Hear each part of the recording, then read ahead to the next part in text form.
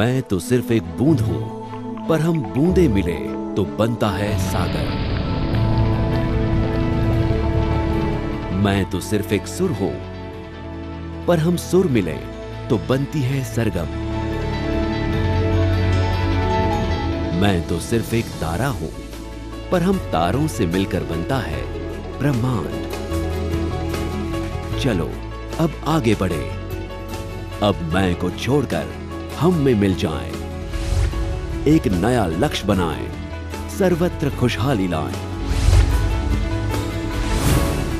One team, one vision, one mission, team Gujarat. मैं नहीं, हम। चिंतन शिविर 2011। ये 7वीं चिंतन शिविर का अंतिम सत्र है। 3 तारीख से लगातार हम सब बैठ करके खुले मन से चिंतन की प्रक्रिया में सहभागी हुए हैं। हमने स्वयं ने सोचा है, हम सब ने मिलकर ने स्वयं ही दिशा तय करने में शरीक हुए हैं। हम ही सब मिलकर के लक्ष्य तय कर रहे हैं, रास्ता तय कर रहे हैं, संसाधनों पर सोच रहे हैं। और जब हम सब मिलकर के तय करते हैं तो खुद आत्मा ही हमें पूछेगी कि जो निर्णय हमने किए थे उस निर्णय को हमने पूर्ण किया या नहीं किया। न किसी व्यवस्था की आवश्यकता पड़ेगी, न किसी के मार्गदर्शन की जरूरत पड़ेगी, न किसी के सुझाव की आवश्यकता रहेगी। जब व्यक्ति खुद सोच करके कोई निर्णय करता है, जब निर्णय का वो हिस्सा होता है तो निर्णय खुद का बन जाता है। और जो चीज खुद की बन जाती है उसके प्रति लगाव भी अपने आप आ जाता है। और जब लगाव होता है तो त्याग, तपश्चर्या और परिश्रम में कोई कमी नहीं रहती है। और इसलिए चिंतन शिविर की सफलता का मूल कारण यही है कि हम समूह के रूप में चिंतन करते हैं। हमारे अपने विचारों को व्यक्त करते हुए भी और अधिक व्यवहारू कोई विचार मिले तो उसके साथ अपने विचारों को समाहित करने का प्रयास करते हैं। अपने भीतर के अहम को छोड़ करके एक समूह का विचार है उसको स्वीकार करते हैं और तभी तो चिंतन प्रक्रिया सफल होती है। कम अधिक मात्रा में लगातार 7 वर्ष से ये जो यज्ञ चल रहा है, धीरे धीरे हमने इस स्थिति को प्राप्त करते चले जा रहे हैं। हम माहिर होते जा रहे हैं। जो कुछ चर्चाएं हुई, पहले प्रारंभ में कुछ बातें उसी के लिए मैं कहना चाहता हूं और बाद में मेरे मन में कुछ विचार अगर उठते हैं तो उसको मैं व्यक्त करूंगा। ये चिंतन शिविर का हमारा जो रूप है उसमें कुछ नए आयाम जोड़ने का मेरे मन में विचार आया, क्योंकि मैं देख रहा था कि जो 6 ग्रुप बने थे उनको समय भी कम पड़ गया और इस बार इन्वॉल्वमेंट भी काफी था। जो जानकारी मुझे मिली, इन्वॉल्वमेंट काफी था। हर एक को लगता है कि कुछ करना है और हो सकता है यहां कहेंगे तो करने के लिए एक दरवाजा खुल जाएगा। क्या हम भविष्य में ऐसा सोच सकते हैं कि चिंतन शिविर के 3-4 महीने पहले ही इस प्रकार के इश्यूज आइडेंटिफाई करें और उस इश्यूज पर पहले तालुका स्तर पर वर्कशॉप हो पूरे दिन का, वहां एक पेपर तैयार हो, फिर उसी पेपर रीडिंग डिस्ट्रिक्ट लेवल पर हो, उस पर डिबेट हो, उसमें से एक पेपर तैयार हो और फिर राज्य के अंदर बाहर के एक्सपर्ट को जोड़ करके उस विषय का 1 दिवसीय वर्कशॉप हो सकता है। अगर मानो 6 विषय तय किए तो 6 वर्कशॉप करेंगे और एक नीचे से ऊपर तक विचार भी हो, प्रक्रिया भी हो, परेशानियां का भी अंदाज हो और फिर उस पेपर को लेकर के, उस डॉक्यूमेंट को लेकर के हम चिंतन शिविर में बैठे और फिर कम से कम समय में अधिकतम उत्पादन दे सके, ऐसा शायद परिणाम हम ला सकते हैं। और इसलिए जो एक ग्रुप डिस्कशन का हमारा जो फोरम है उसका रूप बदलना चाहिए, ऐसा एक मेरा सुझाव है। इस पर सोचा जाए तो शायद फायदा होगा। दूसरा, मैंने देखा कि यहां पर जूनियर अफसरों ने अपने अपने डिस्ट्रिक्ट में जो इनिशिएटिव लिए हैं उसका प्रेजेंटेशन किया और मैं विशेष रूप से इस बात का आनंद व्यक्त करता हूं कि ज्यादातर आईटी ड्रिवन इनिशिएटिव थे। मैं उसको एक अच्छी निशानी मानता हूं। टेक्नोलॉजी को गवर्नेंस में कैसे लाना, टेक्नोलॉजी का उपयोग करते हुए सामान्य व्यक्ति की सुख सुविधा की ओर सरल रास्ते कैसे बनाना, बहुत से अधिक मात्रा में अपने जूनियर अधिकारियों ने ये शक्ति का दर्शन किया है। मैं समझता हूं एक अच्छा इनिशिएटिव है ये, एक अच्छी आने वाले दिनों में राज्य के लिए एक अच्छी शुरुआत है, ऐसा मुझे नजर आ रहा है। और ये देख करके मेरे मन में विचार आया, हो सकता है वो ज्यादा उपकारक भी हो। प्रति मास 4th गुरुवार को स्वागत कार्यक्रम होता है। क्या हम इस स्वागत कार्यक्रम को 1 घंटे के लिए एक्सटेंड कर सकते हैं? क्योंकि आप जब स्वागत कार्यक्रम करते हैं तो वीडियो पर करीब करीब 3000 से अधिक तालुका, जिला और राज्य के अधिकारी मौजूद होते हैं। क्या हर गुरुवार, हर चौथे गुरुवार को 2 या 3 डिस्ट्रिक्ट जो इस प्रकार का इनिशिएटिव यहां प्रेजेंटेशन हुआ वो उस वीडियो कॉन्फ्रेंस में प्रेजेंटेशन हो, ताकि 3000 लोग देखें कि भाई अमरेली में जिले में फलाने ने ये इनिशिएटिव लिया है, नर्मदा जिले में फलाने ने ये इनिशिएटिव लिया है। और हो सकता है कि उसमें से और एक वेबसाइट भी बना करके दें, हर एक को उस पर कम्युनिकेशन करने के लिए सुविधा मिले कि भाई आपने विचार किया, कैसा किया, क्या कठिनाई है, रिसोर्सेज कहां से लाए। ये हम 12 महीने में अगर 2 या 3 जिले करें तो एक सर्कल पूरा हम कर सकते हैं। हो सकता है कि इसके कारण कई जूनियर तहसील के अधिकारियों को भी उस वीडियो कॉन्फ्रेंस, जो कि एक प्रकार से ग्रीवेंस रिडर्सल सिस्टम का एक हिस्सा बनाया है, इसको इनोवेटिव इनिशिएटिव के लिए भी एक इसका पार्ट बनाया जा सकता है क्या। और इसलिए आने वाले दिनों में हम जब स्वागत कार्यक्रम करें तब सब ऑफर करें कि मेरे पास एक नई स्कीम है और वीडियो कॉन्फ्रेंस पर अच्छा प्रेजेंटेशन हो, उस प्रकार टेक्निकली साउंड प्रेजेंटेशन तैयार करें, काफी प्रेरक और प्रभावी हो सकता है, ऐसा मुझे लगता है। तो एक कार्यक्रम चलाएं। और दूसरा, जब भी हम चिंतन शिविर करें तब एक डिजिटल मैगजीन प्रकट करें, सीडी प्रकट करें, जिसमें इन डिस्ट्रिक्ट लेवल में या विभाग के स्तर पर कोई नया इनिशिएटिव लिया हो तो 7 या 10 मिनट का एक प्रेजेंटेशन टेक्नोलॉजी के द्वारा तैयार किया हुआ, आईटी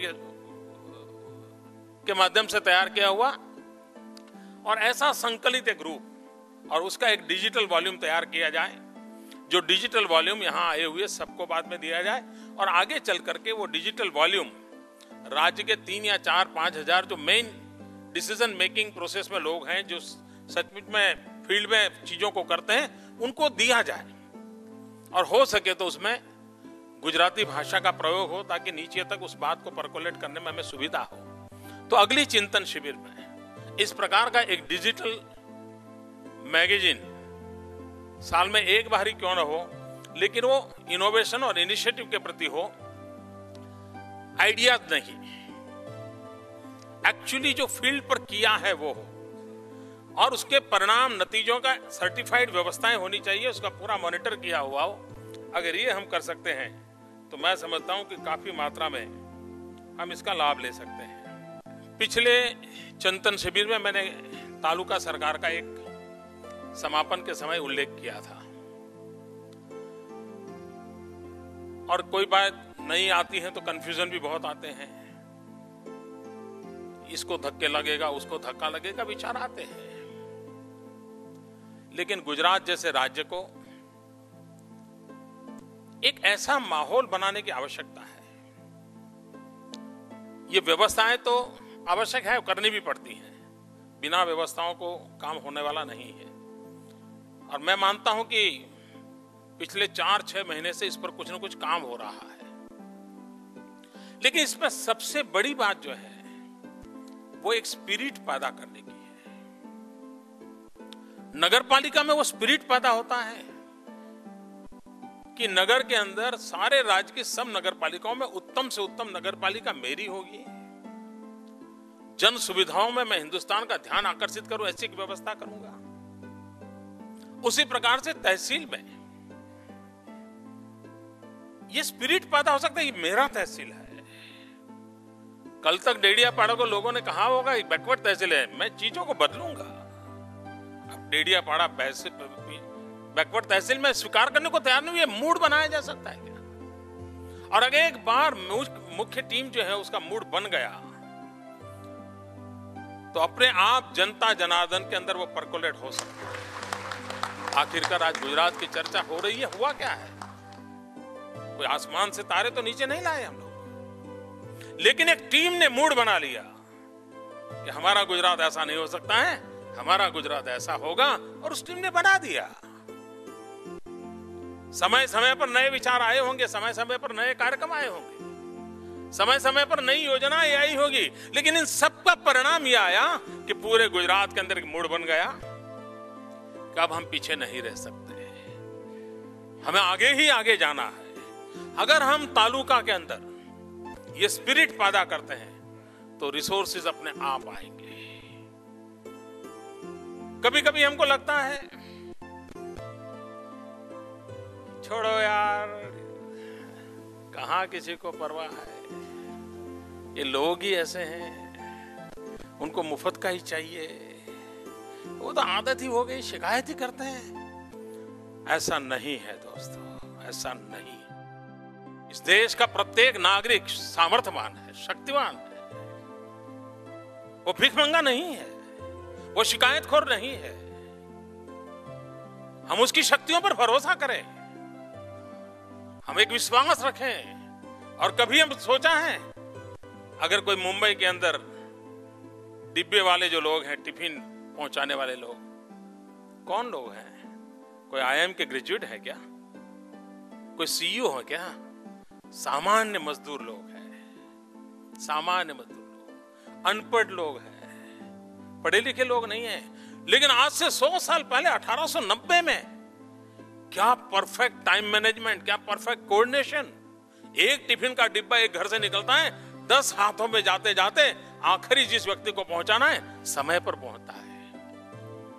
देने वाला भी समय का पाबंद है, ले जाने वाला भी समय पाबंद है। और कितनी चेन, और ये रोज का काम, एक बार भी डिफेक्ट नहीं आती है। इसका मतलब ये हुआ कि समाज जीवन के अंदर शक्ति पड़ी है, थोड़ा सा उसको जोड़ने की आवश्यकता होती है।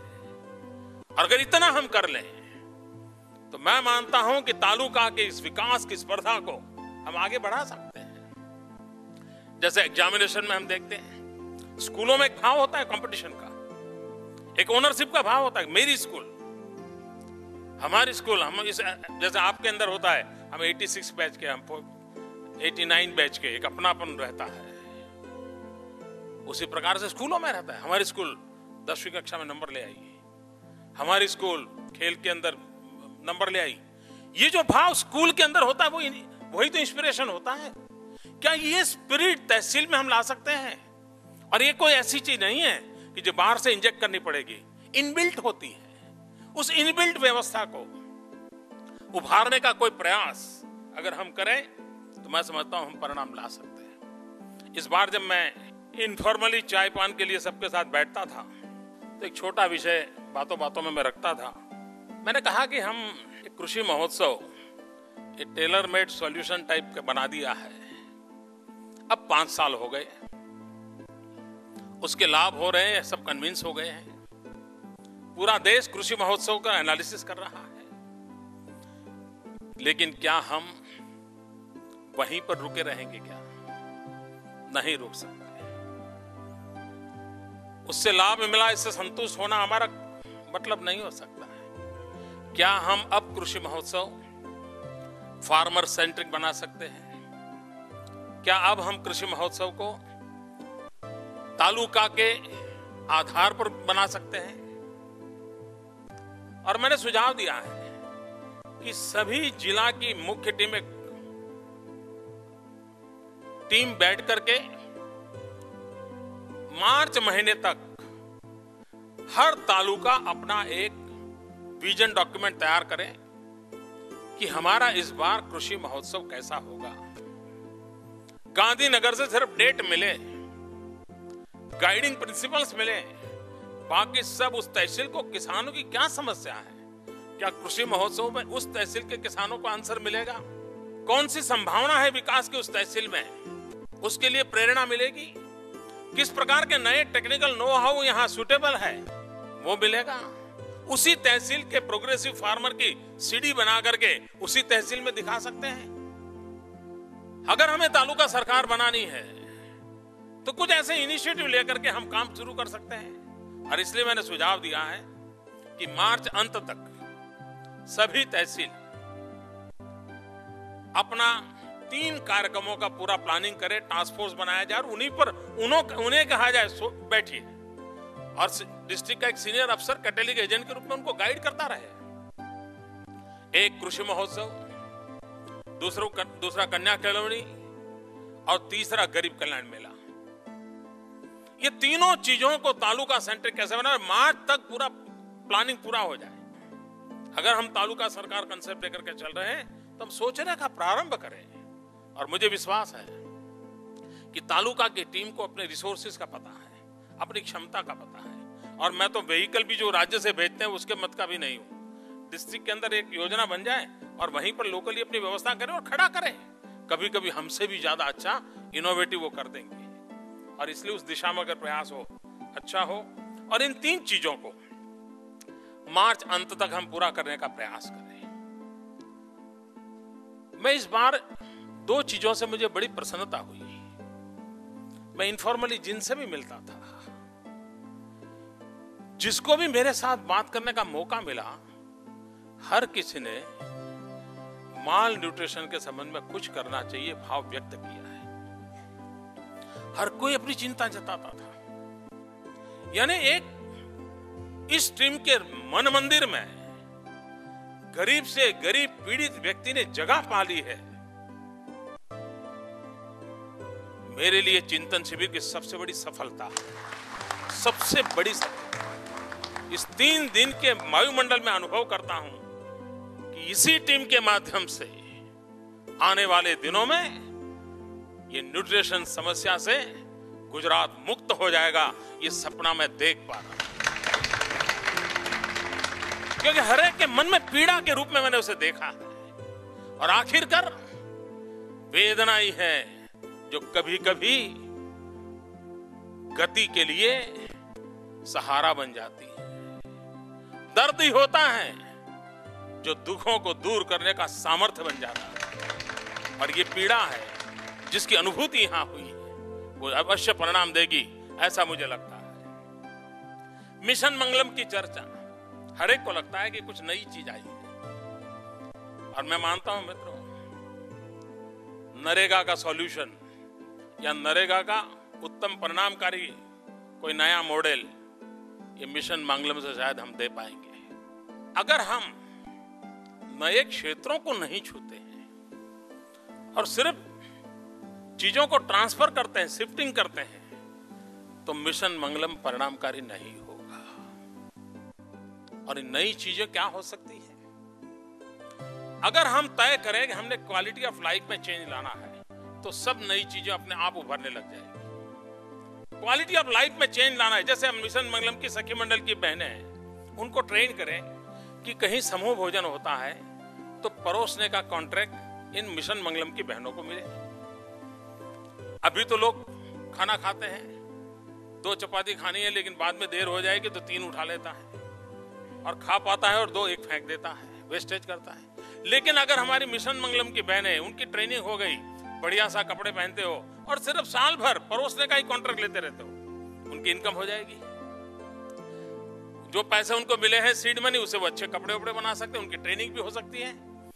लोग उनको गांव के अंदर छोटा सा भी फंक्शन होगा, अरे भाई परोसना है, उनको बुला लो, 20% वेस्टेज बच जाता है, उतने में से उनका खर्चा निकल जाता है। क्वालिटी ऑफ लाइफ चेंज हुआ उनको, और मालन्यूट्रिशन का प्रॉब्लम भी सोल्व होगा, क्योंकि जो परोसने जाएगा उसको जाते समय टिफिन पर खाना भी मिल जाता है।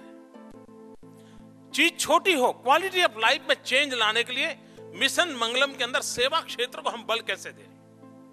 हॉस्पिटैलिटी मैनेजमेंट, अब जिस प्रकार से गुजरात में उद्योग धंधे विकसित हो रहे हैं, तो उसके साथ धोबी की जरूरत पड़ेगी, प्रेस करने वाले की जरूरत पड़ेगी, फल बेचने वाले की जरूरत पड़ेगी, सब्जी बेचने वाले की जरूरत पड़ेगी। ये विकास के साथ और भी तो फॉलोअप चीजें होने वाली हैं, उसमें हम क्वालिटेटिव चेंज लाएं। ऐसे सेवा क्षेत्र को हम बल कैसे दे सकते हैं। अब जैसे ट्रैफिक बढ़ता जा रहा है तो पार्किंग की समस्या हो रही है, क्या सखी मंडल की बहनें पार्किंग की व्यवस्था नहीं दे सकती। यानी क्वालिटी ऑफ लाइफ में चेंज लाने के लिए जो नई चीजें हम जोड़ना चाहते हैं, उसके अंदर इन सखी मंडल के सेवा क्षेत्र को हम बढ़ावा दे सकते हैं, उनको हम ट्रेनिंग दे सकते हैं। हम यही करते रहेंगे, वो पहले खाखरा 10 लोग बनाते थे, 12 लोग खाखरा बनाएंगे, इससे काम होने वाला नहीं है। हमने सोचना चाहिए कि हमारे राज्य के अंदर क्वालिटी ऑफ लाइफ में चेंज लाने के लिए सखी मंडल कैसे काम कर सकता है। जैसे किसी नगर पालिका के अंदर किसी सखी मंडल को काम दिया कि सारे मंदिरों की सफाई के अंदर आप जुड़ जाइए और मंदिरों के अंदर फूल वूल जो भी इकट्ठा करेंगे, हम आपको एक जगह देते हैं बगीचे के कॉर्नर में, वहां पर आप एक फर्टिलाइजर बनाने के लिए एक बेड बना दीजिए, हम आप सुविधा देंगे, वो सारा वेस्ट वहां इकट्ठा कर करके वो फर्टिलाइजर पैदा कर बेच देंगे। ऐसे अगर इनोवेटिव सेवा क्षेत्र को हम प्राधान्य दें, मुझे विश्वास है कि हम इन चीजों को कर सकते हैं। एक और क्षेत्र मुझे लगता है, पुराने जमाने में सरकार के भी इंफॉर्मेशन डिपार्टमेंट और कल्चरल डिपार्टमेंट के माध्यम से लोक शिक्षा के लिए नाट्य प्रयोग हुआ करते थे, और एक परंपरागत जो नाट्य करने वाली टोलियां थी, उसी को ये काम मिलता था, और उसका भी एक वेस्टेड इंटरेस्ट ग्रुप बन गया था, ऊपर से नीचे तक उसकी एक चैनल चलती थी, वो हो या ना हो उनके चेक चला जाता था। क्या हम माल न्यूट्रिशन के संबंध में अवेयरनेस कैंपेन के भाग में सखी मंडलों को इस प्रकार के नाट्य प्रयोगों के लिए ट्रेन कर सकते हैं, और यही सखी मंडल की बहनें अपने आप, वो खुद के अंदर भी बदलाव आएगा, क्योंकि वो माँ है, बहन है, महिला है, उसको भी समझेगा न्यूट्रिशन का महत्व क्या है, और वो हर जगह पे जाकर छोटे छोटे ड्रामा दिखाएं, छोटे छोटे प्रयोग करें, बड़े बड़े साहित्यकारों से कहें भाई लिख करके दो, हमें अच्छा लिखने वाले कविताएं बना करके दो, लेकिन करेगा कौन? सखी मंडल की बहनें करेंगे। क्वालिटी ऑफ लाइफ चेंज लाना है, मिशन मंगलम की पूर्ति करना है। हमने क्या इस प्रकार की नीति गीतियों को बना करके हम चीजों को जोड़ सकते हैं क्या? मैं समझता हूं अगर ये हम करेंगे तो हमें लाभ होगा। हमारी सागर खेड़ू योजना चलती है, वनबंधु कल्याण योजना चलती है। गुजरात एक सरहदी राज्य है, 1600 किलोमीटर का समुद्री किनारा है। अगर हम, जैसे अभी मुझे पिछले कुछ सालों से हम प्रयास कर रहे हैं, उमरगांव से अंबाजी तक ट्राइबल यूथ को आर्मी में रिक्रूट होने से पहले ट्रेनिंग का काम हो रहा है। आर्मी के मित्रों ने भी मदद की है, डिपार्टमेंट ने भी मदद की है, और उसका परिणाम ये हुआ है कि कभी गुजरात से आर्मी में मुश्किल से 5 या 7% लोग जाते थे, आज 32-35% लोग जाने लगे। यूथ एम्पावर करना है, यूथ को रोजगार देना, उसके बाद साथ साथ गुजरात जैसे सरहदी राज्य को एक नई डिसिप्लिन में लाना है, तो इस क्षेत्र को हम बढ़ावा दे सकते हैं कि हमारे पूरे कोस्टल एरिया में जो नौजवान है, नेवी में रिक्रूटमेंट के लिए उनकी अगर ट्रेनिंग हो, प्रयास करके ट्रेनिंग हो, और नेवी रिक्रूटमेंट के अंदर वो सबसे अधिक मात्रा में जाएं, 2 फायदे हैं। वो अपने आप नेवी में जाएगा, 12 साल 15 साल नौकरी करके वापिस आएगा, तो हमारा जिस प्रकार का पोर्ट की दुनिया विकसित हो रही है, जो 15 साल के बाद कितना मैन पावर लगने वाला है हमारे सिर्फ पोर्ट सेक्टर में, इस मैन पावर अपने आप जो लोग इस प्रकार से नेवी से आए होंगे वो अपने आप उनको मिल जाएगा। पूरा हमारा कोस्टल बेल्ट का इकोनॉमी, यानी ग्रासरूट लेवल के सामान्य मानवी की इकोनॉमी में हम कैसे बदलाव ला सकते हैं, हम कर सकते हैं। खास करके इन 2 पट्टों में, उमरगांव से अंबाजी तक ट्राइबल बेल्ट में और इधर को कोस्टल लाइन में, हम इस कामों को इनिशिएटिव ले सकते हैं क्या? मैं समझता हूं कि अगर इस प्रकार का हम इनिशिएटिव लें तो हम एक गुजरात में हर गांव से 4-5 बच्चे अगर नेवी में हैं, उस गांव का जीवन बदल जाता है। जब वो बच्चे घर लौटते हैं, उनका व्यवहार देखते हैं तो बाकी नौजवानों में भी एक अलग भाव बन जाता है। एक नेशनल इंटीग्रेशन का, नेशनल सिक्योरिटी का एक विचार बनता है।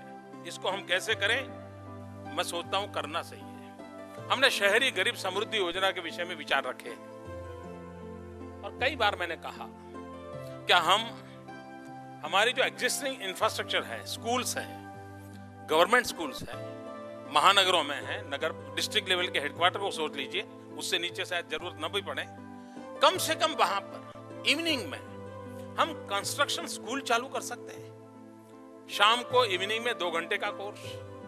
आज गुजरात जिस प्रकार से डेवलप हो रहा है, इतनी बड़ी मात्रा में कंस्ट्रक्शन इंडस्ट्री के लिए मैन पावर की जरूरत होगी जिसकी हम कल्पना नहीं कर सकते।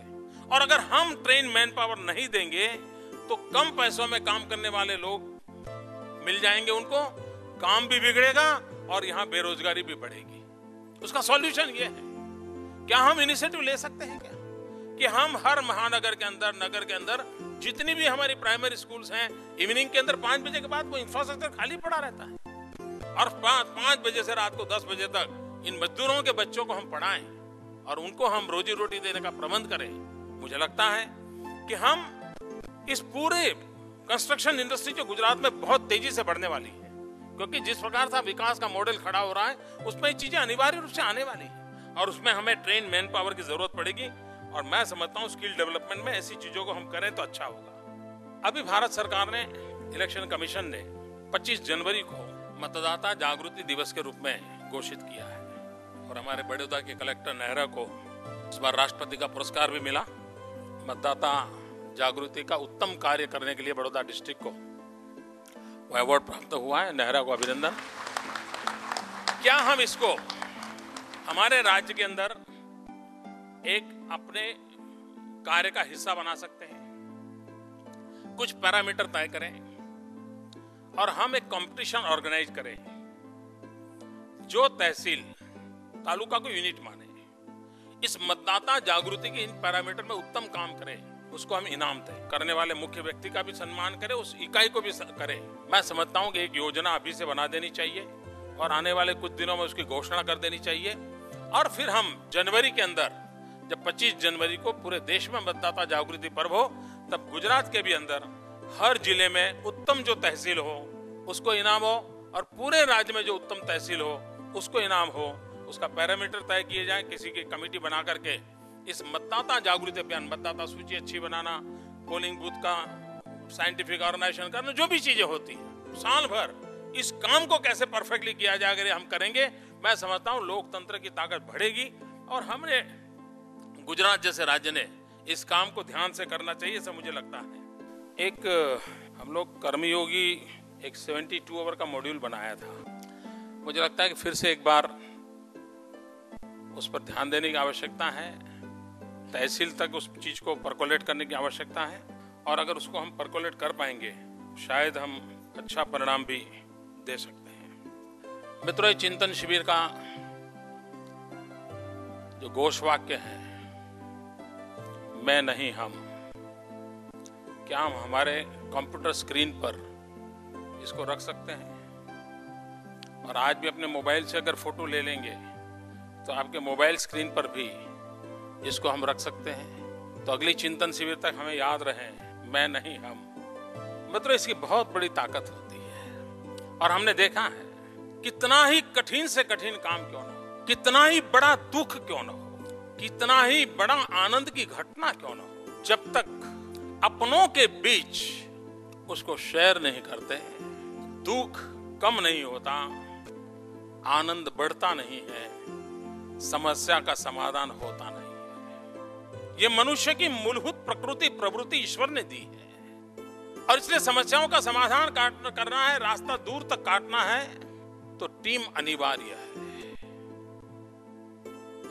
और टीम बनाने की पहली शर्त यह होती है, अपने आप को जितना दूर कर सके करना पड़ता है। मैं एक ऐसी चीज है जो टीम बनाने में सबसे बड़ी रुकावट होती है। अब हम कोई बड़े आध्यात्मिक लोग नहीं हैं कि हम अपने मैं को पूरी तरह नष्ट कर दें। ये न मैं कह सकता हूं, क्योंकि न मेरा अधिकार है, क्योंकि कुछ मात्रा में मेरे भीतर भी वो होगा ही होगा। लेकिन कम से कम लोक संग्राहक के रूप में औरों को जोड़ने के लिए कभी ऐसा ना हो कि मेरी उपस्थिति किसी को डिप्रेशन का कारण बने, किसी को डिमोरलाइज करने का कारण बने। मेरा व्यक्तित्व कितना ही तेज तरार क्यों ना हो, लेकिन मेरी उपस्थिति उसको प्रेरणा कैसे दे, मेरी हाजिरी से उत्साह कैसे बढ़े।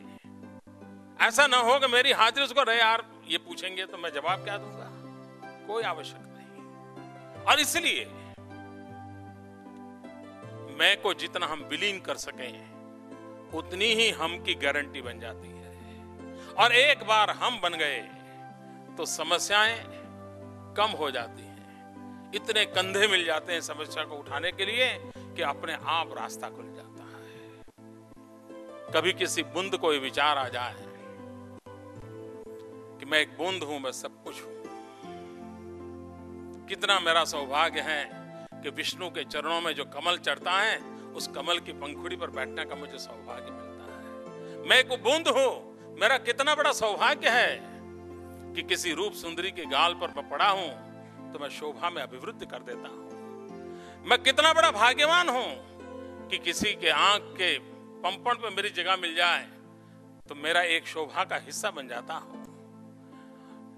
इस अभिमान के साथ अगर वो बूंद जीता है और जैसे ही सूरज निकलता है उसका अस्तित्व समाप्त हो जाता है, लेकिन वही बूंद समुद्र के अंदर मिल जाता है तो वो एक कितनी बड़ी शक्ति का रूप धारण कर देता है, कितना बड़ा विराट रूप धारण कर देता है। और इसलिए बूंद होने का गर्व मुझे चाहिए कि समुद्र बनने का गर्व होना चाहिए। जो मैं को मिटा देता है उसमें समुद्र बनने की संभावना रहती है, जो मैं को नहीं मिटा सकता उसकी समुद्र बनने की कोई संभावना नहीं रहती। और हर बूंद में समुद्र की संभावना निहित पड़ी होती। आवश्यकता है पहचान, क्या मैं वो मैं हूं?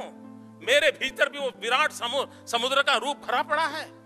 अगर मेरे भीतर वो रूप पड़ा है तो मैं समुद्र के अस्तित्व का अंगीकार कर सकता हूं और मैं समुद्र में विलीन हो सकता हूं। 5.5 लाख कर्मचारी कर्मयोगियों का इतना बड़ा समुद्र, मैं उसका एक हिस्सा क्यों न बनूं, मैं उसका एक साथी क्यों न बनूं। अगर मैं साथी बनता हूं तो मैं स्थितियों को पलट सकता हूं। मित्रों, मैं आज एक सीक्रेट शेयर करना चाहता हूं आपसे।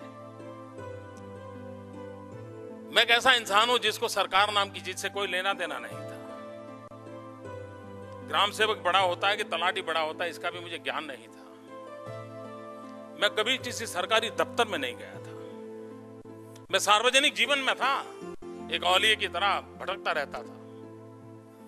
लेकिन राजनीति कैसो कहते हैं, सरकार किसी को कहते हैं, गवर्नमेंट नाम का ये चौखट क्या होते कुछ मालूम नहीं था। और अचानक मुझे 2001 में आपके बीच आने का जिम्मा आ गया। अब कल्पना कर सकते हैं मेरी मनस्थिति क्या होगी उस समय।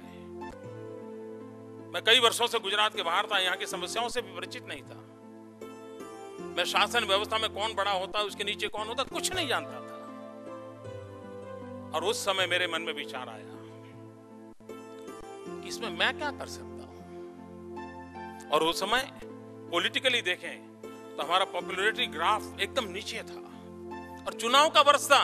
और जब चुनाव का वर्ष होता है तब अफसरों लोगों का भी शासन व्यवस्था से दूरी करने का मन बन जाता है। उनको लगता है यार पता नहीं चुनाव के बाद ये जीतेंगे कि हारेंगे, कौन आएगा कौन नहीं, थोड़ा दूर रहो। ऐसे माहौल में मेरी एंट्री हुई थी। उस समय क्या करना, तब मन ने तय किया था, जो मैं आज आपको बताता हूं। एक मैंने तय किया था कि मैं परिश्रम में कोई कमी नहीं रखूंगा। इतनी मेहनत करूंगा कि कोई मेरे ज्ञान की चर्चा करेगा ही नहीं, उपदेश कभी दूंगा नहीं। खुद इतना परिश्रम करूंगा तो सबको मेरा पसीने की स्मेल पहुंचेगी। इस आदमी को सरकार नाम का ज्ञान है कि नहीं है, ये मैं पता ही नहीं चलने दूंगा, और मैं उसमें सफल हूं। किसी को मैंने पता नहीं चलने दिया कि मुझे आता है कि नहीं आता है।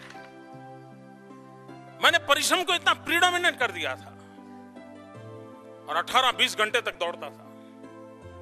और दूसरा काम किया था, सबसे सीखने की कोशिश करूंगा, छोटे से छोटे व्यक्ति से भी सीखने की कोशिश करूंगा।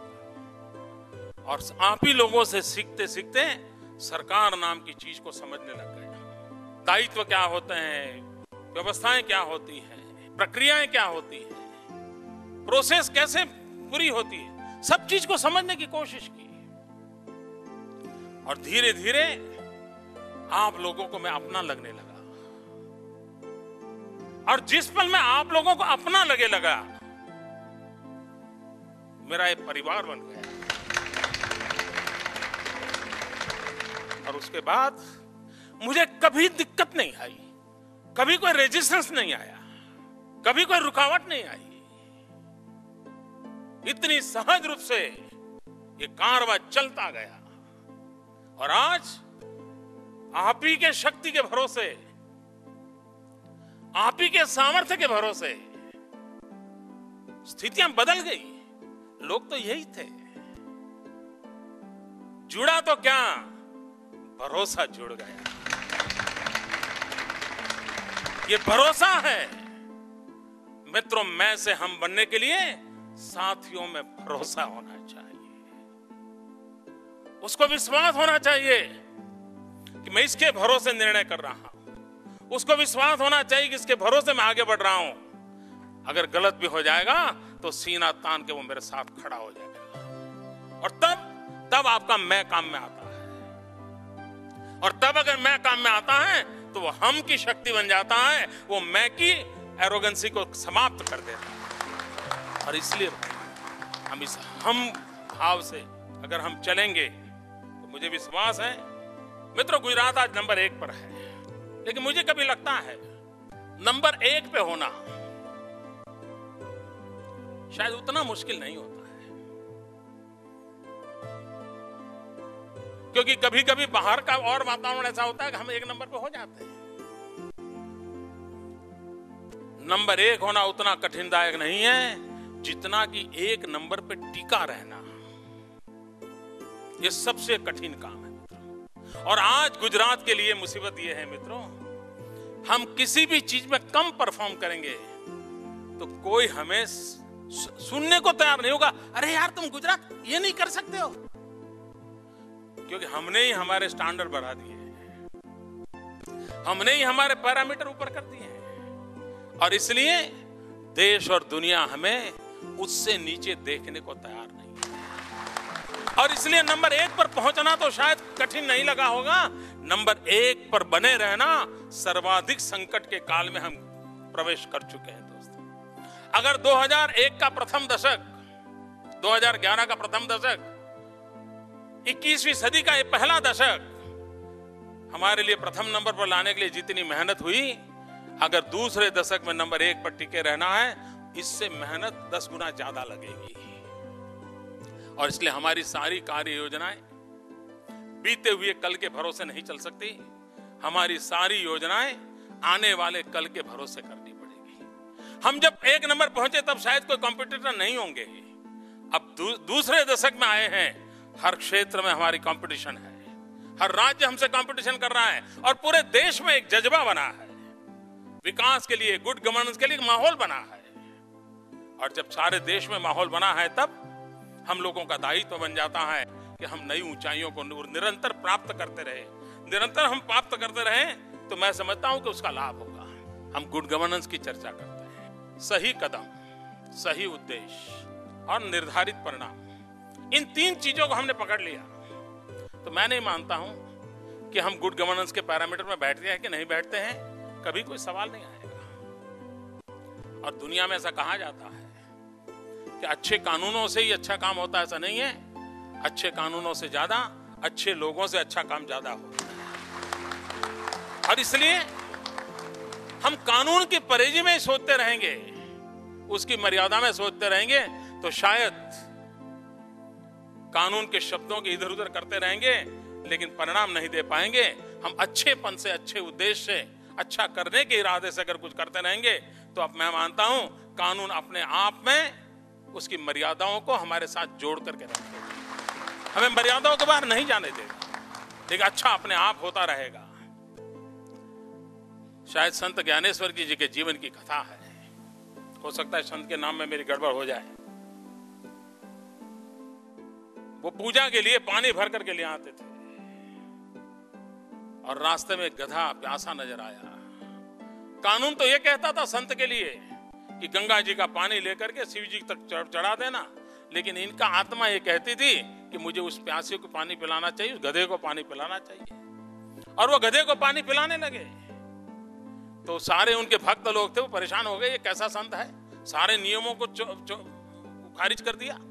लेकिन अगर उसने गधे को पानी न पिलाया होता तो शायद उस संत को दुनिया न जानती। वो अगर नियमों में बंधा रहता, जिंदगी पूरी कर लेता, दुनिया को रास्ता दिखा के न जाता, लेकिन उसके एक छोटे से कदम ने दुनिया में आज उदाहरण के लिए कारण बना दिया। हम भी तय करें कि जिनके लिए हम इतने बड़े पद पर बैठे हैं, इतने सारे संसाधन हमारे हाथ में हैं, हमारे शब्द की इतनी ताकत है, एक कागज पर हम हस्ताक्षर करें, किसी की जिंदगी को ऊपर से नीचे कर सकते हैं, नीचे से ऊपर कर सकते हैं, इतना सामर्थ्य हमें दिया है। तब मेरे मन में उसके प्रति भाव क्या है, उसके प्रति मेरे मन में भक्ति है या नहीं है, उसके जीवन का बदलाव मुझे संतोष देता है कि नहीं देता है। जिस पल गुजरात न्यूट्रिशन की दुनिया में आगे बढ़ेगा, कितना संतोष होगा। आज बेटी बचाओ में हमने कुछ परिणाम प्राप्त किया, यहां हर एक को संतोष हो रहा है, आनंद हो रहा है। कोई सुनने को तैयार नहीं है कि बेटी बचाओ में हम कुछ कम है, सुनने को तैयार नहीं है। क्यों? ये सक्सेस का संतोष है। ये संतोष हर एक को मिलना चाहिए, आनंद होना चाहिए। ये आनंद का माहौल जिसके लिए हम कर रहे हैं, उसके जीवन में अगर बदलाव आता है तो मैं समझता हूं कि हम इस बात को कर सकते हैं। कभी कभी सामूहिकता की शक्ति का भी हमें एहसास होना चाहिए। अगर आज के युग में कंप्यूटर सॉफ्टवेयर बना दे हम, और सॉफ्टवेयर डालकर के कंप्यूटर में फीड किया जाए कि कौरवों की शक्ति कितनी थी और पांडवों की शक्ति कितनी थी, कौरवों के पास कितने जनरल थे, पांडवों के पास कितने जनरल थे, कौरवों के साथ शासन व्यवस्था की कितनी सुविधा थी, पांडव जो 13-14 साल से भटक रहे थे उनकी क्या सुविधाएं थी, और सारी चीजें फीड करके कंप्यूटर को पूछा जाए कि अगर इनके बीच युद्ध हो जाए तो कौन जीतेगा। कंप्यूटर जवाब देगा, कौरव जीत जाएंगे। क्योंकि सब प्रकार का सामर्थ्य होने के बाद भी विजय कौरवों का नहीं हुआ, विजय पांडवों का हुआ। क्यों हुआ? विजय पांडवों का इसलिए हुआ कि एक कमिटमेंट था, स्व के सुख से ज्यादा समष्टि के सुख की कल्पना थी। मैं भाव मिट चुका था, हम भाव जीवित था। कौरवों का हर जनरल अपनी प्रतिष्ठा के लिए मरना चाहता था, विजयी होने के लिए मरना नहीं चाहता था। पांडवों में हर व्यक्ति जीना भी चाहता था, विजयी भी होना चाहता था। ये जो मूल भाव है, इस मूल भाव का जब तक महात्मा नहीं समझते, मैं समझता हूं हम परिस्थिति को पलट नहीं सकते। और इसलिए सिर्फ संसाधन है, सिर्फ योग्यता, इतने ही काम चलता है ऐसा नहीं है। जिसके लिए, जिस उद्देश्य के लिए कर रहे हैं, उस उद्देश्य के प्रति पवित्र भाव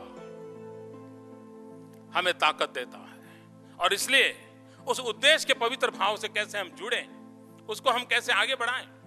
कभी कभी हम जब काम करते हैं तो दो प्रकार के लोगों से हमको काम करना पड़ता है। कुछ लोग होते हैं बड़े कानून के दायरे में रह करके लेकिन सही काम करने वाले होते हैं, धीरी और मक्कम गति से काम करते हैं। सिगरेट की एडवर्टाइजमेंट आती है ना, धीरे झले और लिज्जत दें, ऐसा कुछ आता है ना एडवर्टाइजमेंट। ऐसे लोग होते हैं। कुछ लोग ऐसे होते हैं, तेज भी होते हैं, विश्वसनीय होते हैं। हमने तय करना होगा कि हमारे साथियों में यह सामर्थ्य कैसे आए। अच्छा है, धीरे हैं और बड़े नियमों का पालन करते हैं, लेकिन अगर जनता की भलाई में जब जून महीने में जो चीज चाहिए अक्टूबर तक नहीं मिलेगी, तो उनके सारे कानून, नियम, उनकी पवित्रता, प्रामाणिकता, ऊंचाइयां किसी लाइब्रेरी में किताब की तरह हो जाएंगे। हमें तेज गति से चलने वाले और विश्वस्त लोगों की टोली बनानी पड़ेगी, और ये अगर हम करते हैं तो हम परिणाम ला सकते हैं। मित्रों, कभी कभी कुछ कथाएं ऐसी होती है जो बड़ी प्रचलित होती हैं। हम कई सालों से कथा सुनते आए हैं, खरगोश और कछुए की। खरगोश जीतेगा कि कछुआ जीतेगा तो सदा जवाब मिलेगा, खरगोश ही जीत जाएगा, कछुआ क्या जीत सकता है। लेकिन इतिहास कहता है कि एक बार स्पर्धा हो गई तो खरगोश हार गया और कछुआ जीत गया, और कछुआ जैसे ही जीत गया ब्रेकिंग न्यूज आ गए, बहुत बड़ी खबर बन गया कि खरगोश हार गया, खरगोश हार गया, कछुआ जीत गया। अब जब ब्रेकिंग न्यूज आया तो उसका ईगो हर्ट हो गया, उसको लगा कि अरे सालों से हमारी परंपरा यही थी, टीवी वाले, मीडिया वाले बस ये मुझे इतना बदनाम कर दिया। तो उसने दोबारा इंतजार किया और उसने अपनी कमियों को ठीक किया, अपनी गलतियों को ठीक किया, और गलतियों को ठीक करके दोबारा जब खरगोश के और कछुए का दौड़ की स्पर्धा हो गई तो खरगोश जीत गया। फिर खबरें आ गई, हाँ खरगोश फिर एक बार अपना लोहा मनवा लिया। जब खरगोश और कछुए की बातें आती रही तो तीसरे लोगों को लगने लगा ये क्या बात है यार, जब भी स्पर्धा की बात होती है या तो खरगोश जीतता है या कछुआ जीतता है, हमारा तो कहीं नामो निशान नहीं होता है। तो उन्होंने पीआर एजेंसी हायर कर ली, और पीआर एजेंसी हायर कर ली, उनको तय किया कि खेल के नियम बदलो, खेल की कोई परंपरा बदलो, वरना हमारा नंबर ही ले ले, कभी खरगोश कभी कछुआ, यही दो लोग माल खाते रहेंगे। और जब खेल महाकुंभ हो रहा था तो उन्होंने अपना रास्ता खोज लिया, और उन्होंने कहा कि मैंने रास्ता ऐसा होना चाहिए कि जिसमें जमीन भी हो और पानी भी हो। अब दोनों हो जिस रूट पे, तो न तो खरगोश जीत सकता है न कछुआ जीत सकता है। लेकिन तब खरगोश और कछुए ने पढ़ा, जीतेगा गुजरात, खेलेगा गुजरात, जीतेगा गुजरात। जैसे ही खरगोश और कछुओं ने ये पढ़ा, उनको लगा कि अब खेल के नियम बदल गए हैं तो हम अपनी रणनीति भी बदल देंगे। और खरगोश और कछुए ने मीटिंग कर दी, और खरगोश और कछुए ने मीटिंग कर दी कि देखो भाई अपन साथ साथ चलें, जमीन पर मैं तुम्हें अपने कंधे पे उठा लूंगा और पानी में तुम मुझे अपने कंधे पे उठा लेना। और खरगोश और कछुए ने टीम बना दी और विजय प्राप्त कर दिया। मित्रों, उन्होंने दुनिया को बदल दिया। कहानी कभी कुछ होगी, कहानी बदली जा सकती है दोस्तों। अगर एक बार उनको मंत्र मिल गया, खेलेगा गुजरात, जीतेगा गुजरात, उसने अपना रास्ता बदल दिया, रास्ते के तरीके बदल दिए, विजय प्राप्त कर लिया। हम कभी कभी छोटी छोटी चीजों में जिंदगी बर्बाद करने की आदत रखते हैं। कभी लगता है यार क्या होगा, ठीक है मेरा यही लेवल है, मैं यही करूंगा। और जोनाथन की जो सीगल वाली कथा है बड़ी प्रचलित है। उन लोगों को ये, उन पंखियों की यही आदत थी कि समुद्र के ऊपर जाना और अपनी पंखों का उपयोग क्या करना, एक आध मछली का शिकार कर करके आ जाना और किनारे पर अपना मौज कर लेना। उसको लगता था जिंदगी यही थी। लेकिन एक सीगल को लगता है नहीं, मुझे पंखे शिकार करने के लिए नहीं दी गई है, मुझे पंखे ऊंची उड़ान भरने के लिए दी गई है। और उस समय वो जिंदगी के सारे तारों को तोड़ देता है और उस छोटे से उद्देश्य के लिए, जिंदगी खपाने से बाहर निकल करके आसमान की ऊंचाइयों पर पार करने के लिए उड़ जाता है, अपनी पंखों की ताकत का उपयोग करता है। भाइयों बहनों, आप लोगों को सिर्फ इस काम के लिए नहीं दिया है, हम लोगों को नहीं दिया है, कुछ और करने के लिए दिया है। ये बुद्धि, ये साधन, ये शक्ति, ये सामर्थ्य, ये मनुष्य का रूप किसी और के काम आने के लिए दिया है। अगर ये भाव हमारे भीतर प्रबल रहता है तो हम उन कामों की पूर्ति कर सकते हैं। टीम की ताकत क्या होती है, वर्क डिस्ट्रीब्यूशन का कितना बड़ा लाभ होता है। हम वो कुंज पक्षी देखे हैं, गुजराती में कुंज पक्षी बोलते हैं, जो बी आकार में आसमान में उड़ते हैं। उनकी विशेषता है और वैज्ञानिक तथ्य है कि वो इस प्रकार से पंखे हिलाते हैं कि अपने पीछे वाले को कम मेहनत से आगे जाने का अवसर देते हैं। दूसरा उस प्रकार से पंख चलाता है ताकि तीसरा जो है उसको, और उसके कारण वो वी फॉर्मेशन में चलते हैं हमेशा। और जो नंबर 1 होता है, जो बिल्कुल नॉक पे होता है, वो जब थक जाता है तो हट करके एकदम आखिर में जिसको कम से कम परिश्रम पड़ता है वहां जाकर के जगह लेता है और दूसरा लीडरशिप ले लेता है। एक कुंज पक्षी की ताकत का कहते हैं कि उनका इतना रिथमेटिक पंख हिलाने का काम होता है कि अकेला कुंज पंछी जिस गति से जाता है, वी फॉर्मेशन में जाते हैं, तो 71% उनकी स्पीड और ताकत में बढ़ोतरी हो जाती है। हम चींटी को देखते हैं, एक चींटी की क्या ताकत है, लेकिन सारी चींटियां मिल जाएं तो कितना ही बड़ा कोबरा क्यों ना हो उसको खाक कर, यह सामर्थ्य होता है। कभी कभी आयोजन का भी बड़ा महत्व रहता है।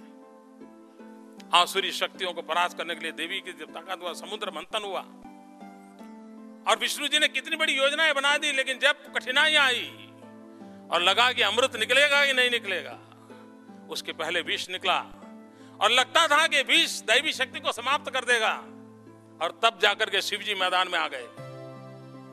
अब शिव जी कह सकते थे कि योजना बनी तब मुझे बुलाया था, चिंतन शिविर आई तब हुई तब मुझे कहा था, आप लोग इतना बड़ी चर्चाएं कर करके नई नई योजनाएं ले आते मुझे सुनाया था, मैं क्यों मरूं? ये शिव जी कह सकते थे। पूरे समुद्र मंथन की योजना में न शिव जी को कभी किसी ने पूछा था, न शिव जी की सलाह ली थी, कुछ नहीं किया था। लेकिन जब संकट आया और गए लोग, शिव जी ने कहा आप चिंता मत कीजिए, ये काम भी मेरा है, क्योंकि दैवी शक्ति की रक्षा करना ये भी मेरा कर्तव्य बन जाता है। और उन्होंने विषपान किया, दैवी शक्ति की रक्षा कर दी, आसुरी शक्ति के हाथ को जाने नहीं दिया, नीलकंठ बन गए। मित्रों, नेतृत्व की यही तो कसौटी होती है। मुझे पूछा गया कि नहीं पूछा गया, मुझे बुलाया गया कि नहीं बुलाया गया, ये निर्णय हुआ तो तब ठीक है, तुम लोगों ने किया है, जाओ मरो। मित्रों, कभी टीम ऐसे काम नहीं करती है। टीम तभी काम करती है जब कभी मुझे उस समय मेरे हो सकता है मैं रह गया, हो सकता है उस समय ये सोचने वाले होंगे उनको लगा होगा कि मेरे बिना चल जाएगा, लेकिन जब आज मुझे जरूरत पड़ी है तो मैं ये अहंकार से नहीं जी सकता हूं कि आप होते कौन हो, जाओ मरो। अगर आप उनको मारते रहोगे तो जीवन में फिर से कभी अच्छा करने का आपको अवसर भी नहीं आएगा। ये तो अवसर आ गया है नीलकंठ बनने का। अगर शिव जी नीलकंठ न बने होते तो शायद शिव जी की ऊंचाई नहीं होती। शिव जी और भूत और उनके बीच में ही जिंदगी गुजारने करने वाले, श्मशान में रहने वाले एक साधु की तरह पहचाने जाते। नीलकंठ बनने के बाद ही तो वो पूजक बन गए थे और लोग उसकी पूजा करने लगे थे। और इसलिए भाइयों, जो इस भाव को अपने आप को जकड़ के रखता है वो स्थितियों को बदल नहीं सकता। और इस स्थितियों को बदलने का प्रयास अगर हम करते हैं तो मैं समझता हूं मित्रों कि हम काफी कुछ कर सकते हैं। हम लोगों की जिंदगी और घड़ी का संबंध बड़ा निकट है। घड़ी के बिना ना हम चल सकते हैं ना संसार चल सकता है, ये स्थिति बन चुकी है। लेकिन मान लीजिए घड़ी के सारे पुर्जे एक बढ़िया गोल्ड बॉक्स में रख करके उस पर डायमंड जड़ित कर करके आपको सौगात के रूप में दे दिया, तो आपका घड़ी से जिंदगी जुड़ेगी क्या? सारे पुर्जे अंदर पड़े हैं, सब कुछ है, कलेक्टर और डीडीओ भी है उसमें। घड़ी के अंदर 2 सुई होती है ना, एक कलेक्टर एक डीडीओ, सब कुछ है। लेकिन उसके बावजूद भी न वो आपका मार्गदर्शन कर सकते हैं, न आपके काम आ सकते हैं। लेकिन उसी पुर्जों को सही ढंग से बिठा करके काम लिया तो वो आपकी जिंदगी को चलाने का कारण बन जाता है। दोस्त, आपके पास कई लोग होंगे, अनेक अनेक प्रकार की शक्तियां होगी। हर एक की शक्ति क्या है, उसकी उपयोगिता क्या है, उसको कहां लगाना, यही तो सबसे बड़ा काम होता है आपका। अगर मैं उस शक्ति को सही जगह पर लगाने में सफल हो गया तो घड़ी घड़ी की तरह काम करना लग जाएगी। अदरवाइज सोने के बक्से में रखी कितने ही डायमंड क्यों ना लगाए हो, प्लेटिनम से जड़ी तो उसका बनाए क्यों ना हो, मैं परिणाम नहीं दे सकता हूं। और इसलिए मैं अगर उस बात को ध्यान रखता हूं कि मुझे हर शक्ति का उपयोग करना है, मुझे विश्वास है कि हम परिणाम दे सकते हैं। हम हरे के भीतर एक द्वंद्व चला रहता है, अच्छा और बुराई का। एक बार एक पोते ने अपने दादा को पूछा कि मन के अंदर ऐसा क्यों होता है कि हमेशा ये करूं या ना करूं, ये अच्छा या बुरा, ये द्वंद क्यों चला रहता है। दादाजी को लगा कि बेटा छोटा है लेकिन सवाल बड़ा सटीक है, तो उन्होंने अपनी सरल भाषा में उसको समझाया कि देखिए, हर एक के भीतर दो प्राणी होते हैं, दो शिकारी होते हैं। एक दैवी प्रवृत्ति करने वाला होता है, दूसरा आसुरी प्रवृत्ति करने वाला होता है। एक अच्छा सोचने वाला होता है, दूसरा बुरा सोचने वाला होता है। एक अच्छा करने की सोचना है, दूसरा बुरा करने के लिए लालयित हो जाता है। ये दोनों अपने भीतर होते हैं और इनके दोनों बीच में लगातार लड़ाई होती रहती है। जब ये वर्णन किया तो पोते ने दादा को पूछा कि लड़ाई होती है तो आखिर कौन जीतता है। तो दादा ने जो जवाब दिया वो जवाब हमारे लिए काम का है। दादा ने कहा, जो जिसको खिलाता है, पोषण देता है, वो जीतता है।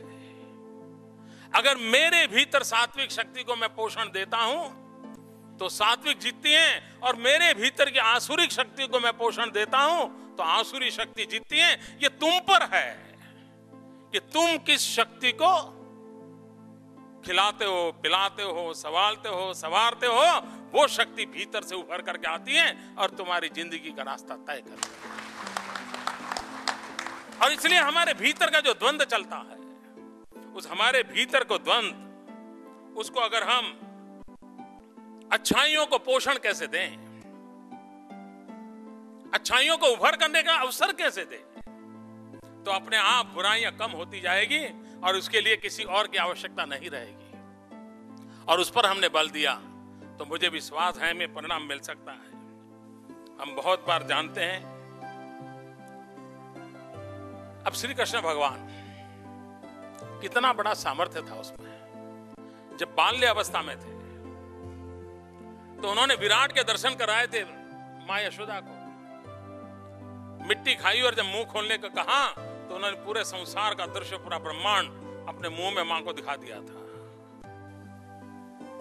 जिस कृष्ण में इतनी बड़ी ताकत थी, और जब बारिश हुई तो कोई भी डिजास्टर मैनेजमेंट वाले काम कर लेते हैं, लेकिन जब बड़ी बारिश हुई और सारे संसार को संकट का अनुभव होने लगा तो कृष्ण के लिए गोवर्धन को ऊंचा करना कोई मुश्किल काम नहीं था। कृष्ण के लिए अपनी दैवी शक्ति से बारिश को रोकना भी शायद मुश्किल काम नहीं होगा, लेकिन कृष्ण ने वो रास्ता नहीं अपनाया।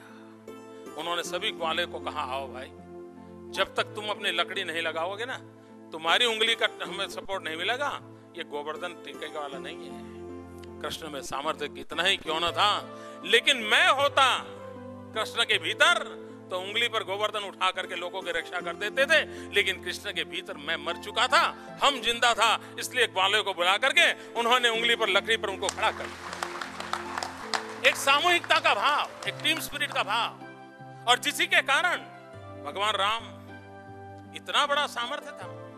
क्या वो राम सेतु नहीं बना सकते थे? बना सकते थे, लेकिन उन्होंने छोटे छोटे बंदरों को, वानरों को, उनको ट्रेन किया। उसमें से किसी को डिप्लोमा इन सिविल इंजीनियरिंग करवा दिया, किसी को डिग्री इन सिविल इंजीनियरिंग करवा दिया, सब प्रकार की ट्रेनिंग की। 14 साल यही काम किया, 14 साल तक यही काम किया, और जाकर के फिर ब्रिज बनाया। उन्होंने सब छोटे से छोटे शक्ति को जोड़ने का काम किया। ये उदाहरण हमारे सामने मौजूद है। क्या हम इतनी बड़ी यात्रा को पार करना चाहते हैं तो छोटे से छोटे व्यक्तियों की शक्तियों को जोड़ने के लिए अपने आप को भीतर के, हमारे भीतर को विस्तृत कर सकते हैं क्या? हम औरों को हमारे साथ जोड़ने का काम कर सकते हैं क्या? मैं मानता हूं अगर इस काम को हमने किया तो परिणाम मिल सकता है। मित्रों, असेंबल होने से एकत्व का भाव नहीं आता है। हाथ को मिलाने से टीम नहीं बनती है। जब तक दिल नहीं मिलते हैं तब तक टीम नहीं बनती है। दोस्तों, हमारा मिलन हमारे मन के भावों से जोड़ता है क्या? हमारी आशा आकांक्षाओं के साथ जोड़ता है क्या? हमारी जिम्मेवारियों का सेतु बनाता है क्या? अगर ये बनाता है तो मैं मानता हूं कि हम एक शक्ति बन सकते हैं, टीम बन सकते हैं, और वही टीम हमें परिणाम दे सकती है। उसी के कारण मित्रों, हम प्रयास करते चलें। कभी कभी एक निराशा का सूर अपने साथियों के साथ जब काम करते हैं तो आता है। कुछ लोग मिल ही जाएंगे, आप कोई भी योजना लेके आइए, नहीं यार नहीं हो सकता है, ठीक है सीएम साहब को ऐसी कमरे में बैठना है, क्या है बोल दिया, ऐसे थोड़ा होता है, नहीं होता है, ऐसे लोग होते हैं। मित्रों, घास की गंजी में जब आग लगे तब क्या करना चाहिए? घास का बहुत बड़ा ढेर है, उसमें आग लगे, क्या करेंगे? कॉटन का बहुत बड़ा ढेर पड़ा है और उसमें आग लगे, क्या करेंगे? क्या फायर ब्रिगेड जाकर के वहां पर पानी का छिड़काव करके रहेगा? वो भी एक रास्ता है। लेकिन समझदार आदमी क्या करेगा? अगर घास के बहुत बड़े ढेर में आग लगी है तो समझदार पहुंचकर उसमें से घास बाहर निकाल करके दूर ले जाएगा, जितना आग से बचा लिया जाए बचा लेगा। पानी छिड़कने बाद भी कुछ बचना नहीं है, या तो आग उसको खराब करेगी या तो पानी खराब करेगा। अगर कॉटन है, आग खराब करेगी या पानी खराब करेगा, समझदारी तो उसे है, उसको मैं उठा करके ले आऊं। अगर जिसके मन में ये भाव रहता है कि रास्ता खोजना है, वो रास्ता खोज के रहता है। कभी कभी हमको लगता है सब बिगड़ चुका है, सब क्या हुआ? गौतम बुद्ध आकर के गए, क्या हुआ? गांधी आकर के गए, क्या हुआ? महावीर आकर के गए, क्या हुआ? राणा प्रताप आकर के गए, क्या हुआ? शिवाजी आकर, छोड़ो यार, बड़े बड़े लोग आकर के गए, क्या होना है? नहीं होगा, मुझे मंजूर है दोस्तों, नहीं होगा। लेकिन कभी कभी एक छोटी चीज भी बहुत बड़ी प्रेरणा देती है। एक बार एक नौजवान समुद्र तट पर यात्रा कर रहा था, जींस का पैंट था, बड़े बड़े बाल थे, अपनी एक मस्ती थी। यूं ही वो भटकने चला गया था, और भी लोग भटक रहे थे, और वहां उसने देखा कि स्टार फिश समुद्र के वेव के साथ किनारे पर आई, और वो जिंदा ज्यादा रह नहीं सकती है। हजारों की तादाद में स्टार फिश थी। ये बच्चा उठा करके उस स्टार फिश को पानी में डालता था। तो वहां कोई सज्जन गए, उन्होंने कहा, अरे यार तू क्या मेहनत कर रहा है, ये हजारों मर रहे हैं, तुम ये एक दो को अंदर पानी में डाल क्या करो, क्या फर्क पड़ेगा? उस बच्चे ने जवाब दिया। वो जवाब हम लोगों के लिए बड़ी प्रेरणा दे सकता है। उसने कहा, मैं जानता हूं ये हजारों स्टार फिश है, जिसका मरना तय है, मैं उसको तो बचा नहीं सकता हूं, लेकिन जिसको मैंने पानी में डाला ना, उसकी जिंदगी में तो बहुत बड़ा बदलाव ला सकता हूं, और वही मेरा अंतिम आनंद का विषय हो सकता है। मित्रों, सब कुछ बिगड़ा होगा, लेकिन मैंने जिसके लिए किया उसका आनंद, वे मेरे जीवन का आनंद बन सकता है। ये अगर मेरे भीतर भाव रहा तो दुनिया बदल पाऊं या न बदल पाऊं, लाखों स्टार फिश मरने पर तुली हुई है, मैं उनको नहीं बचा पाता हूं, लेकिन एक स्टार फिश को पानी में डाल करके जिंदगी बचा सकता हूं। स्थितियों को बदले या न बदले, स्टार फिश की जिंदगी को तो बदल सकता है। अगर ये भाव भीतर जगता रहा तो मैं समझता हूं कि हम बहुत कुछ कर सकते हैं। कभी कभी हम ये सोचें कि हम जो काम कर रहे हैं इसको कभी अलग ढंग से सोच सकते हैं क्या? जैसे मान लीजिए आप एक ब्रिज बना रहे हैं, मान लीजिए आप एक अस्पताल बना रहे हैं, मान लीजिए आप एक स्कूल बना रहे हैं, और कल्पना कीजिए कि आपने जो ब्रिज बनाया, आपने जो स्कूल बनाया, आपने जो अस्पताल बनाया, और कुछ ऐसा हो गया कि 40-50 साल के बाद कोई बड़ा अकस्मात हो गया और सब गिर गया, और उस समय आप ही का पोता उसमें मर गया। तब जाकर के आपको क्या विचार आएगा? आपको तुरंत उठेगा, अरे मैंने ऐसा कैसा ब्रिज बनाया, आखिरकार मेरे ही बच्चे को मरना पड़ा, मैंने ऐसी स्कूल कैसी बनाई? अगर इस पल में देखूं कि मैं जो कुछ भी कर रहा हूं, अगर आने वाले दिनों में मेरी भावी पीढ़ियों के काम आने वाली है, तो उसको बनाने का, उसके निर्णय की मेरी प्रक्रिया अलग होगी। लेकिन मैं अभी 3 साल इस डिपार्टमेंट में हूं यार, 3 साल के बाद चाहे जो होगा होगा, ये भाव रहा तो मुझे कार्य का स्थायीकरण नहीं होता है, कार्य का स्थायी भाव पैदा नहीं होता है और कार्य में परिणाम लेने की प्रेरणा नहीं होती है। एक बार एक कॉन्ट्रैक्टर बहुत अच्छा कमाता धमाता था, उसके पास टीम भी बहुत अच्छी थी, टीम को पैसा वैसा भी बहुत देता था और टीम भी बड़ी कमिटेड थी उस कॉन्ट्रैक्टर के सारे कंस्ट्रक्शन के काम को, मकान बनाए काम लोग बड़ा जी जान से जुड़ते थे। लेकिन कुछ लोग होते हैं जिनको लगता है यार अब बहुत हो गए, कितने साल काम करेंगे। तो उसके एक सुथार था कारपेंटर, उसको लगा कि भाई चलिए बहुत कमा लिया, अब छोड़े, अब बच्चों के साथ रहेंगे, मौज करेंगे। तो उसने मालिक को कहा कि भाई अब मुझे छुट्टी दे दो, मैंने बहुत सेवा की आपकी, अब मुझे छुट्टी दे दो। अब मैं तो एलटीसी पे जाना चाहता हूँ, उसके बाद मेरा लीव का जो तनख्वाह मिलता है वो भी मैं ले लेना चाहता हूँ, मैं जाना चाहता हूँ। उसको कॉन्ट्रैक्टर ने कहा नहीं भाई रुको, इतने सालों से रहे हो, क्या है, कम काम करना लेकिन रहो, अपने परिवार के साथ ज्यादा घंटे देना। तो उसने कहा नहीं अब मेरा मन हो गया, मैं जाना चाहता हूँ। अब मन नहीं लगता था काम में। महीने भर उस मालिक ने इंतजार किया, लेकिन उसको लगा कि अब इसका कोई मूड नहीं है।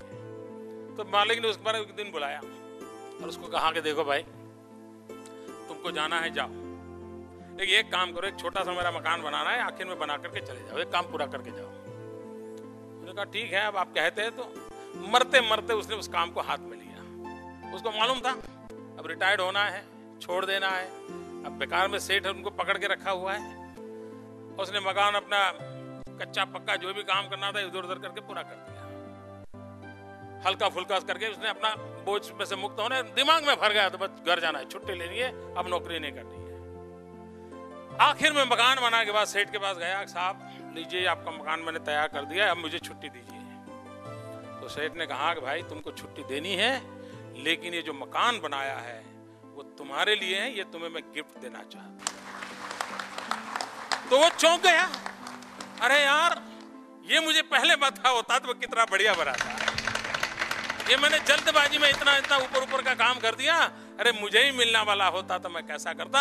भाइयों बहनों, हम भी ये पल हर पल सोते रहे, ये जो कुछ भी हम कर रहे हैं आज हमें नहीं तो कल हमारे परिवार वालों को कभी ना कभी काम आने वाला है, कभी ना कभी मेरे वारिस को काम आने वाला है। अगर ये भाव हमारे भीतर रहा, ये भाव हमारे भीतर रहा तो हम बहुत कुछ अच्छा कर सकते हैं। मित्रों, मुझे विश्वास है कि चिंतन शिविर से जाते समय इसी एक भाव को लेकर के हम जाएंगे। इन दिनों एक बड़ी चर्चा हो रही है, Harvard school of business school ने कोई ताज होटल का किस प्रकार से उन्होंने अपना ड्यूटी का पालन किया, उसका बड़ा नारा है। मैंने उसको वेबसाइट पे पढ़ा, आप लोगों ने भी पढ़ा होगा और हो सकता है आप लोग उसका उदाहरण भी देते हो। लेकिन मेरे भीतर से एक दूसरी कसक उठी कि हार्वर्ड स्कूल वालों को ये तो फुर्सत मिली कि ताज के अंदर उन लोगों ने क्या काम किया था उसका तो केस स्टडी किया और दुनिया के सामने रख दिया। लेकिन क्या कभी हमने 26 जनवरी को गुजरात में भूकंप आया था, उस समय किसने काम किया, किसी ने केस स्टडी किया? मित्रों, मैं तो उस समय मुख्यमंत्री नहीं था, मैंने देखा था, मैंने ऐसे बस के कंडक्टर देखे थे जिसकी मां भूकंप में मर चुकी थी, लेकिन वो भूकंप पीड़ितों को ले जाने के लिए बस की नौकरी पर चढ़ा हुआ था, मां के अग्नि संस्कार के लिए नहीं गया था। मैंने ऐसे डॉक्टर देखे थे जिसका जवान बेटा मारा गया था, लेकिन वो भूकंप पीड़ित लोगों की सेवा में व्यस्त था। मैंने ऐसे लोग देखे थे कि जो अपने परिवार के पत्नी और बेटी मर चुकी हैं और जो लोग उसको निकालने के लिए कोशिश कर रहे हैं, उसके डेड बॉडी को, वो जाकर के पूछता है कि आप थक गए होंगे, चाय ले आऊं क्या? जिस मिट्टी में ताकत है, इससे बड़ा केस स्टडी क्या हो सकता है? यही गुजरात के अपने कर्मचारी भाई, यही लोग भूकंप की उस आपदा के समय जिस प्रकार से जी जान से जुटे थे, क्या उससे बड़ी हमारे लिए कोई प्रेरणा हो सकती है क्या? मुझे कोई ताज होटल के केस स्टडी और हार्वर्ड स्कूल को पूछने के लिए जाने की जरूरत नहीं। मेरे अपने बगल में देखूं, मेरे 5-5.5 लाख 11 लाख भुजाएं ऐसी हैं, 5.5 लाख मस्तिष्क ऐसे हैं, 5.5 लाख हृदय ऐसे हैं कि जो पीड़ा के समय अपने आप को समर्पित करने के लिए तैयार। यही तो सामर्थ्य हो। मुझे याद है जब सुथार की बात मुझे कही आपको कि आखिर में जब उसको पता चला कि मेरा मकान है, मुझे याद है भूकंप के समय कई हमारे यहां निर्णय हुए थे, कई नीतियां बनी थी, कई जीआर निकले थे, ये करना चाहिए, वो करना चाहिए, लेकिन काम हो नहीं रहा था, काम में गति नहीं आ रही थी। अब हम नए नए आए तो हमने एक निर्णय किया था कि सभी सेक्रेटरीज को मैंने कहा कि आप भूकंप पीड़ित तहसील के इंचार्ज हो, आप ही वहीं के मुख्यमंत्री हो, और जाइए वहां क्या करना चाहिए आप निर्णय कीजिए, मैं साइन कर दूंगा। मैंने ये कहा था। सारे अपने अधिकारी, उसमें से कई लोग यहां बैठे हैं आज, वे गए, कोई रापर गया, कोई बचाव गया, कोई अंजार गया, कोई समी गया, राधनपुर गया, और मैंने कहा कि आप फ्राइडे को वहां जाइए, मंडे को मुझे रिपोर्ट करना है, और हर फ्राइडे सैटरडे संडे आपको उस भूकंप पीड़ित तहसील के अंदर काम देखना है आपको, you are a final authority. पहली बार गए और मंडे को मैंने जब रिपोर्टिंग के लिए सबको बुलाया तो सब में सबकी एक ही आवाज थी कि साहब जीआर बदलना पड़ेगा, ये इससे तो काम नहीं होगा। किसने बनाया था? इन्हीं लोगों ने बनाया था, यही लोग थे जिन्होंने निर्णय बनाया था, इन्हीं लोगों ने नीतियां बनाई थी। लेकिन जब खुद धरती पर गए तो उनको पता चला कि इससे तो हम परिणाम ला नहीं सकते, तो मैंने कहा आप ही सोच करके नीतियां बदलो। और मित्रों, मुझे कहना है यही टीम का ओपननेस था कि खुद ने अपनी गलतियों को स्वीकार करते हुए सारे निर्णयों में परिवर्तन किया, और नतीजा यह हुआ कि नवंबर के फर्स्ट वीक में काम शुरू किया, और 26 जनवरी को जब एक साल पूरा हो रहा था, मैंने 24 जनवरी को दिल्ली में जाकर के प्रेस कॉन्फ्रेंस की और दुनिया को दिखा दिया था कि अब गुजरात भूकंप से बाहर आने के लिए शक्ति संपन्न हो गया है। एक छोटा सा था, जिस पल वो गया वहां और उसको लगा कि ये तो मेरा काम ही अटक रहा है, सारे नियम और निर्णय बदल दिए गए। और निर्णय गलत किया, ऐसा नहीं, सिर्फ शॉर्टकट खोजने के रास्ते नहीं निकाले, नीतिगत परिवर्तन लाया।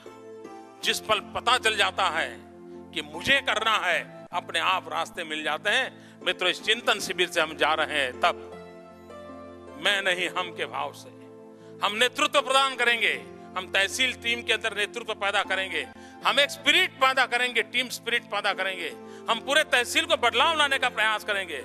अगर हम इस प्रकार के भाव को लेकर के चलते हैं, मुझे विश्वास है मित्रों, तहसील की सरकार का कंसेप्ट भी सफल होगा, मिशन मंगलम भी सफल होगा, अर्बन चैलेंजेस को भी हम मीट करेंगे, हम नई ऊंचाइयों को पार करेंगे। और मित्रों, यही तो भारत मां की सेवा मैं जो कर रहा हूं, हम लोग जिस काम में जुटे हुए हैं मित्रों, 21वीं सदी अगर हिंदुस्तान की सदी है तो 21वीं सदी हिंदुस्तान की सदी बनाने का दायित्व मेरे और आप पर है। अगर 21वीं सदी हिंदुस्तान की सदी बनानी है तो मेरे गुजरात को आगे बढ़ाना ये दायित्व हम सबका है। और यही हम भाव, यही संकल्प, यही गोल, यही मिशन, यही स्पिरिट, यही त्याग और तपस्या, यही प्रतिबद्धता, इसको लेकर के हम आगे चलेंगे। मैं मानता हूं हम सिद्धि को प्राप्त करेंगे। मेरी आप सबको बहुत बहुत शुभकामनाएं, बहुत बहुत धन्यवाद।